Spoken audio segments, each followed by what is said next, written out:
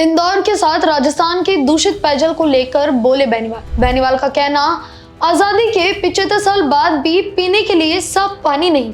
दूषित पेयजल को लेकर बेनीवाल ने इंदौर और राजस्थान पर सरकार को घेरा। बेनीवाल ने एमपी की सरकार घेरते हुए कहा कि क्या कर रही है जेजेएम और अमृत योजना।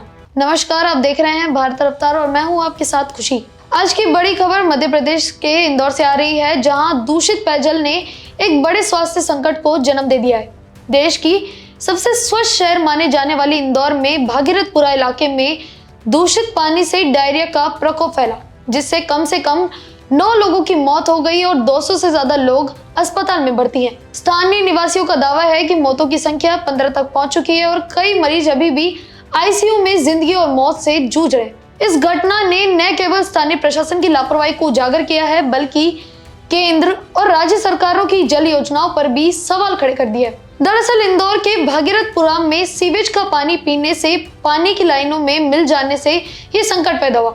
लैब टेस्ट में पुष्टि हुई कि पानी में हानिकारक बैक्टीरिया मौजूद थे, जिससे डायरिया, उल्टी और गंभीर डिहाइड्रेशन के मामले बढ़े।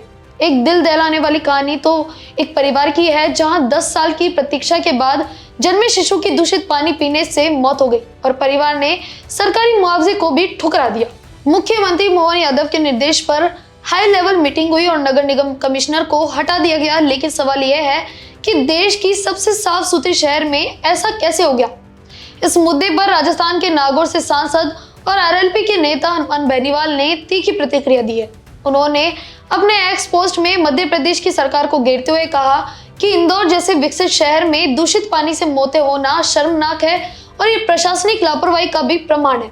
बेनीवाल ने प्रधानमंत्री कार्यालय और मध्य प्रदेश मुख्यमंत्री को टैग करते हुए लिखा है कि यह हादसा नहीं बल्कि सरकार की विफलता है।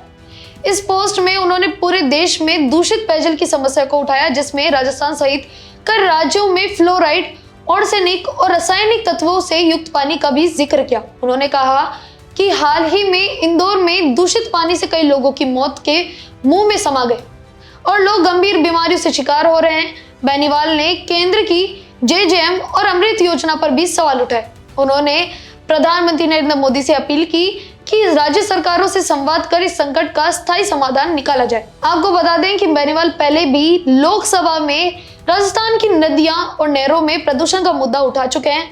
इसके अलावा उनका एक बयान भी सामने है, जिसमें वो सरकार की विफलता बताते हुए कहते हैं कि आजादी के 75 साल बाद भी लोगों को पीने के लिए शुद्ध पानी नहीं मिल रहा। दूषित पानी के साथ वे अपना जीवन यापन कर रहे हैं। आपको याद दिला दें, जल जीवन मिशन का उद्देश्य 2024 तक हर घर में नल से जल पहुंचाना था, लेकिन 2026 में भी कई इलाकों में पानी की गुणवत्ता एक बड़ी समस्या बनी हुई है।